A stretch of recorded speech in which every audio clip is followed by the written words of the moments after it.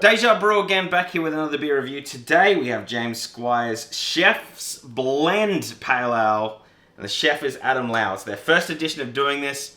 It's very much partnering with a celebrity chef in Australia to make a beer. So I think this has to be good. It has the year on it, 2024. It's not like wine, guys. This will not age well. This will go off in a few years. So I don't know why they do that. Maybe it's like a collector's thing. I think that's what they're going for. But yeah, Adam Lau is a chef in Australia. He has a few cookbooks. I don't know if he's international. I think he's like a little bit international. This is part of my 12 Days of Christmas Advent calendar. Have you figured out what the theme is yet? Have you figured it out? There's a theme with all of these. Let's just dig straight in, shall we? James Squire, these guys are owned by Lion. I'm fairly sure they've owned them for quite a while. Hahn had them. It's an off-brand of Hahn that then they bought. Nothing in the bottle cap. So we're going in. I really should keep all of them and make a collage. I know I say that in a lot of my videos. Let's just pour this bad boy out straight away. Let's not play around. James Squire's bit of a upmarket mass-produced beer in Australia. That was the big deal. As the craft brewery movement was sort of going along, these guys were kind of there for the ride at the start, and it was like they market themselves as a bit independent, tricked a few people in the process, and yeah, they did have a few beers. They had one called Hop Thief. I think in 2016 it was really good because it had the Tasmanian Galaxy hops and a really good yield. Outside of that, they're just okay beers usually. I've never had this one, but I haven't had the Chef's Blend Pale Ale because it's quite new. So, crafted for your palate, perfected for your plate. Wow, okay. It doesn't say like... You think if it had like Chef's Pale Ale, it'd be like perfectly paired with this dish, but no. Maybe they do that at their brewery and restaurants. Let's have it. So the head's mostly... It's there a little bit, similar to the James Boag's. I find with these mass-produced lagers out of the bottle, they just don't really hold up. Could be something in transit. I don't really mark down for that. Let's have a smell test. Okay, that's very yeasty for a pale ale. That's a lot of yeast smells. That's a real like brewer's yeast too that you get out of like VB and Melbourne bitters and those sort of beers. So I'm a little bit shocked that I'm getting that smell. Doesn't mean I won't get the taste, so it could be wrong there. Definitely some floral notes coming through, but I'm definitely getting yeast at the start there. And it smells like it's going to have a bit of after finish. Let's see what Adam Lau's got for me, eh? I think that's how you say his name too. It's Liaw. I'm so sorry if I've got that wrong. But he's got a lot more going on. He's got a lot more going on than worrying about this. All right, let's cheers, everyone.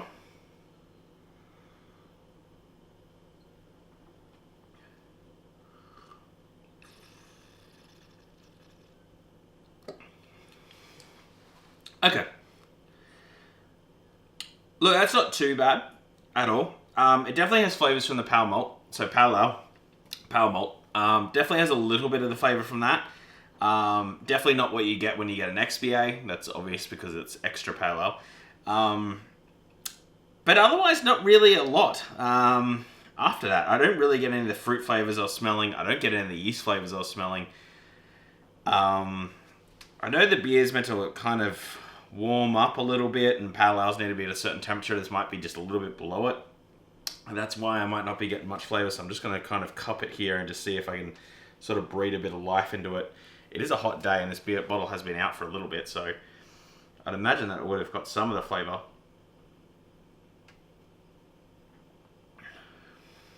Yeah. It's not bad, but there's just nothing going on. Like, I can't even really tell you very much. It's kind of pleasant. I guess I could have it with a meal. A kind of real little bit of like a honey finish to it. I wouldn't say it's malt. I'll definitely say it's more honey sort of flavor at the end of it. But I don't really get much from the pale malt. I'm not really getting any barley flavors. I'm not really getting anything from hops. It's really just like, it's kind of like bland beer with a bit of honey in it. Yeah, that's a bit disappointing because it smells like quite floral, but there's just nothing there. Yeah, it smells yeasty, but like not in a horrendous way. But it definitely smells of floral, but or fruit. But yeah, no, it just yeah, no. The beer smells like spring, but it tastes like winter. There's just nothing really happening here. It's definitely a beer. Like I'm not saying it's bad.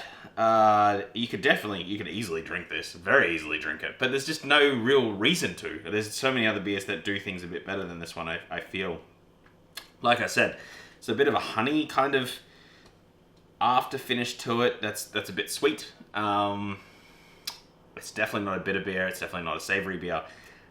Just has a bit of a sweet finish to it. And that's it. That's it. It's a really odd beer. I've never really had this before. I've had like honey mead and those sort of things before, but usually they have like a bit of punch to it. They have a bit of pizzazz.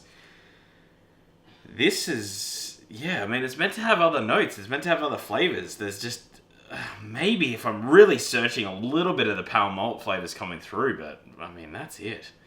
Yeah, I'm a bit lost for words with this one because there's just nothing happening.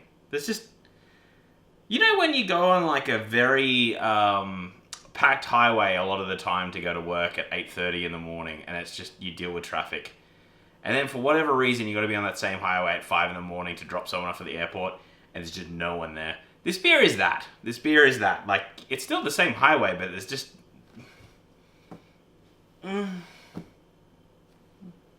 there's no one on it. There's nothing happening. Which makes it sound like a compliment that you're not in traffic, but you get what I'm saying here. Yeah. Yeah, it's fine. It's fine.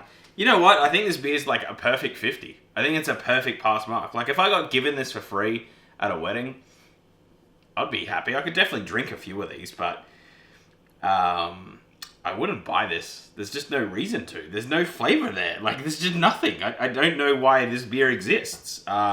It's very pleasant. If you don't like a beer tasting beer, but you need to drink beer for whatever reason, go here. It tastes like honey a little bit, but that's it. That's it. Maybe a tiny bit of eucalyptus at the end.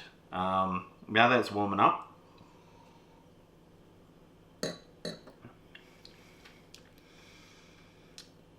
I think, yeah, it's kind of there. Like a little bit of eucalyptus lemon, but mostly just the honey finish. The end. It's not an amazing beer. You probably skip this one, if I'm going to be brutally honest. Anyway, that is the whole beer review. If you did like it, hit the like button. Always hit subscribe, because that really does help us out. We're up to 21 now. Absolute monstrous that I even have that many. Not a bad beer, not a great beer. Comment down below any beer recommendations. Someone recommended Cascade, so after Christmas, I'll make sure that ends up happening. But yeah, thank you so much for watching. Have a great day. See you. And cheers. Yeah.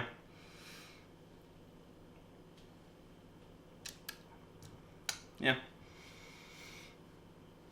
It's fine.